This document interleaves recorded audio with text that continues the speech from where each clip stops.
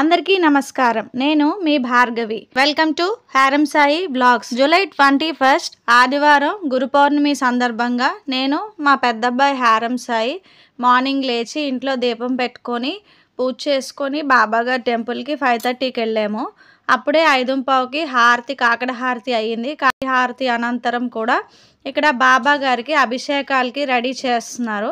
దగ్గర 36 రకాల అభిషేకాలు బాబా గారికి చేశారు. ఇంకా అనంతరం హారతులు అవన్నీ కూడా జరిగాయి అన్నమాట. ఇప్పుడు ఈ వీడియోలో అయితే మొత్తం అభిషేకాలు ఎన్ని రకాలు చేశారో అవన్నీ కూడా ఈ వీడియో మొత్తం లాస్ట్ దాకా దయచేసి చూడండి.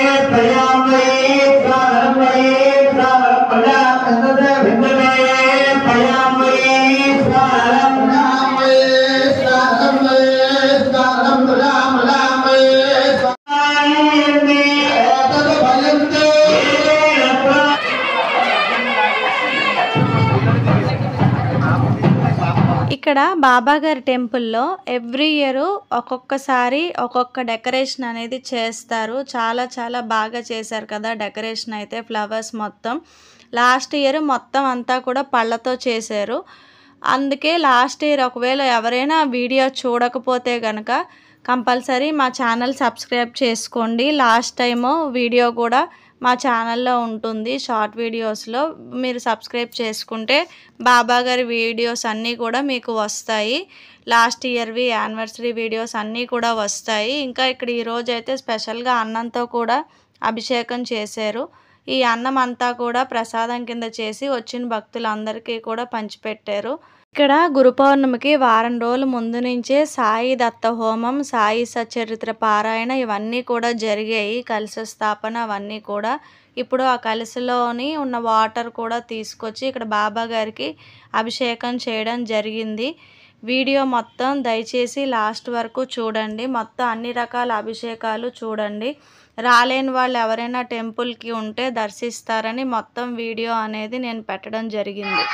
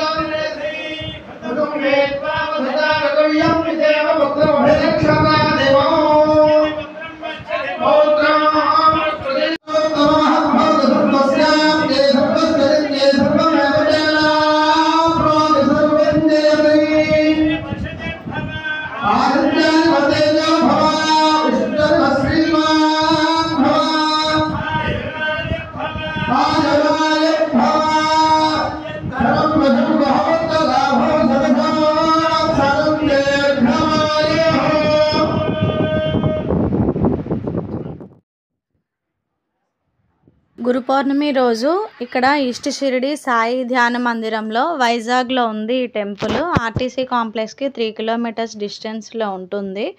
ఊడా పార్క్ దగ్గరకి వచ్చి ఎవరైనా అడిగినా కూడా చెప్తారు. లేదా మెంటల్ హాస్పిటల్ రోడ్లోంచి డౌన్లోంచి వచ్చినా కూడా అక్కడ టెంపుల్ అడ్రస్ అనేది మీకు ఈజీగా తెలుస్తుంది.